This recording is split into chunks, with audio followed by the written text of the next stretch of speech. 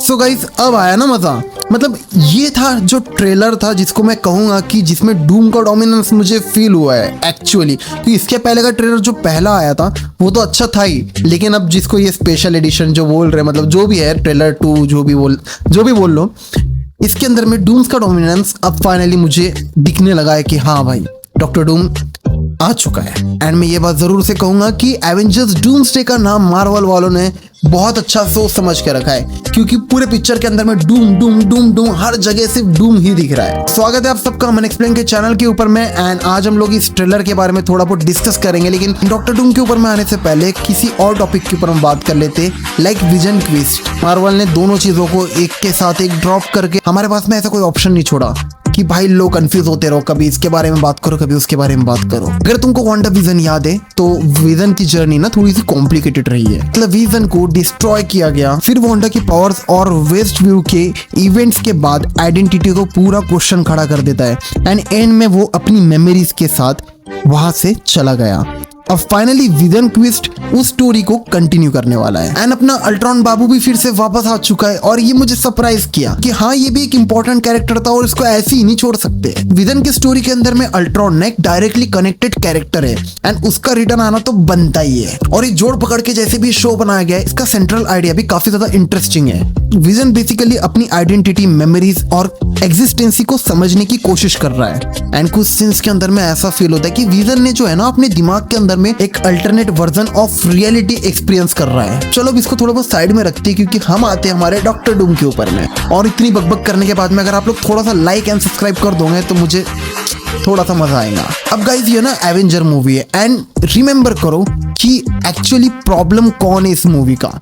Situation trailer के शुरुआत के अंदर में डूम भाई अपने बढ़िया एकदम पोजीशन लेकर के बैठे रहते अपने थ्रोन के ऊपर में, जो कि एकदम बताता है कि भाई आके उखाड़ लो मेरा, क्या उखाड़ सकते हो। जहाँ पे आप लोग उसका जो मैजिक वर्ड्स जो भी वो लिख के रखता है उसके हाथ पे, शोल्डर पे जहाँ पे है, एंड वो जिस पोजीशन पे बैठा है वहां पर भी आपको वो लिखी हुई चीज दिखेंगी, जहाँ से आग वाली जो फ्लेम्स है वो उगते हुए दिख रही है। एंड उसके बाद में हमारी सुजन आकर के अपना डायलॉग डालती है कि विक्टर भाई पहले ऐसा नहीं था, काफी ज्यादा अच्छा हुआ करता था, लोगों की केयर वेयर करता था, एंड अब पता नहीं वो क्यों बदल चुका है। तो गुरु लोग इससे एक चीज तो कंफर्म हो जाती है कि जो डॉक्टर डूम है वो एक्चुअली फैंटास्टिक फोर्स की यूनिवर्स वाला ही डॉक्टर डूम है, क्योंकि सुजन ना उसको ऑलरेडी अच्छे से जानती है। कई सुजन का रिएक्शन देख करके एक चीज तो क्लियर है कि उसको पता है कि विक्टर के साथ में क्या लॉस हुआ है, लेकिन सुजन ने कभी भी इमेजिन नहीं किया था कि इतना ज्यादा ब्रोकन हो जाएगा अपना भाई। अगले सीन के अंदर में आप अगर फिर से देखो तो पेंटिंग के पास में खड़े रहने वाला वो जो सीन है, एंड इस बार में 100% कंफर्म कह सकता हूँ कि डॉक्टर डूम की ना फिर से कोई मतलब जो थेरीज चल रही थी जिसके अंदर में बोल रहे थे कि उसके बेटा या फिर उसकी कोई वाइफ वगैरह का लॉस हो चुका है, बट नहीं, ये जो कैरेक्टर है जिसके अंदर में ये अंडे के ऊपर में एक लड़की दिख रही है, एक माँ दिख रही है और एक बेटा दिख रहा है, तो ये डॉक्टर डूम है। क्योंकि उसके अंदर में जो पोजीशन है लाइक चेस्ट पे हाथ रख करके, वही एग्जैक्ट पोजीशन आप उस फोटो के अंदर में देख सकते हो जहां पर वो हाथ रख के खड़ा है।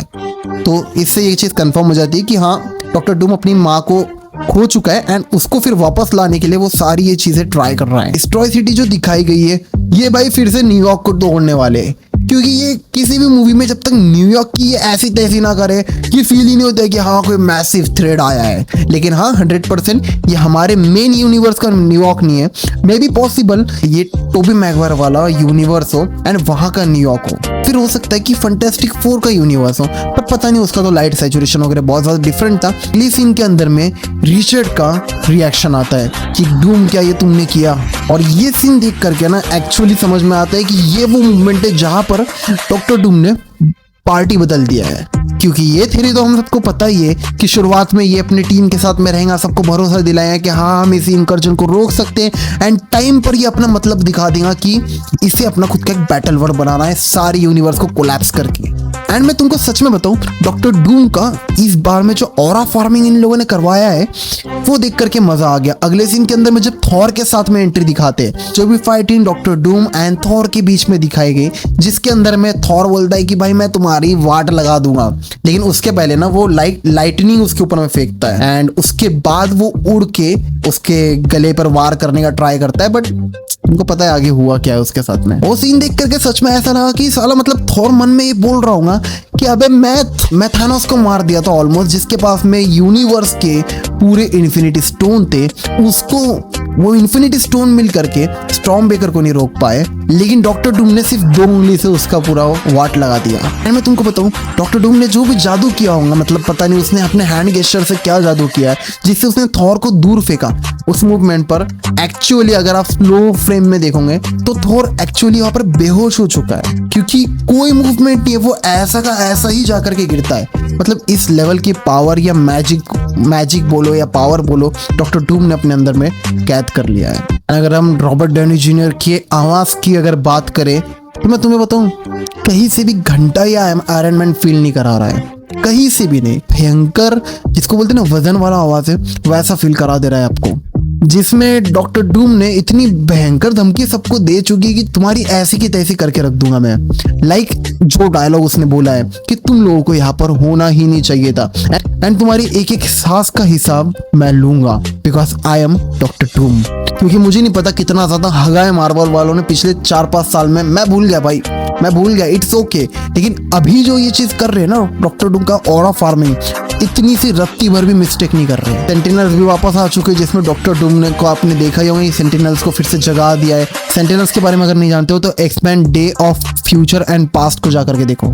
एंड अगर हम लोग बात करें इस सीन की जहां पर डॉक्टर डूम उस बिल्डिंग में से कूद के अपनी आयरन मैन वाली एंट्री लेता है ना, मैं एक्चुअली तुमको बताऊं, वो सीन इतना ज्यादा मतलब इम्प्रेसिव लगा मुझे, जिसमें उसका लुक को रिवील किया गया है। लाइक ना, मुझे इतना पता है कि ड्रेस में भी अभी चेंजेस है, दोनों ड्रेस में चेंजेस है। पहले के सीन में इसका ड्रेस थोड़ा अलग लग रहा है, अगले सीन में थोड़ा ड्रेस अलग लग रहा है, पर वो सीन जो हवे में उड़ के आता है, लेकिन मैं तुमको अभी बता दे रहा हूँ, उड़ के नहीं आया है, किसी ने तो उसको लात मार के वहां से फेंका डॉक्टर डूम को। एंड मुझे नहीं पता किसकी इतनी औकात है, पर एक्चुअली अगर आप फ्रेम बाय फ्रेम धीरे से देखो तो आप देखो वो उल्टा गिर के आ रहा है और हवे में अपने मैजिक के थ्रू फिर वो चेंज हो जा रहा है एंड ऑरा फार्मिंग करते हुए लैंड कर रहा है। थोड़ा बहुत बैटमैन वाला फील आया ना आपको? आया ना? सच बताओ आया? बैटमैन का जो केप का साउंड आता है उस तरीके से साउंड आकर के जब वो ऑरा फार्मिंग किया ना, इट्स टू गुड। अब देखो इसके ऊपर मैं एक डिटेल वीडियो में लाने वाला हूँ, जिसके अंदर में मैं बहुत सारी माइनर डिटेल्स की भी बात करूंगा। तुम्हारा काम क्या बनता है कि अपने भाई को सपोर्ट करो, सब्सक्राइब कर दो, लाइक कर दो, कमेंट सेक्शन में अपनी राय बताओ कि तुमको ये ट्रेलर या फिर जो भी बोलो स्पेशल क्या बोलते हो उसको, स्पेशल एडिशन, जो भी बोलो कैसा लगा मुझे कमेंट सेक्शन में बताओ। अपनी राय याद से देना, ऐसा ना हो कि आप मेरे को अगले वीडियो में मिलो और वहां पर कमेंट करो। अभी फटाफट कमेंट करके बताओ कि तुमको कैसा लगा। एंड इसकी डिटेल वीडियो के अंदर में मैं step by step frame by frame सारी माइनर डिटेल्स को कवर करने वाला हूँ। बाकी मिलते हैं आपसे अगली वीडियो में।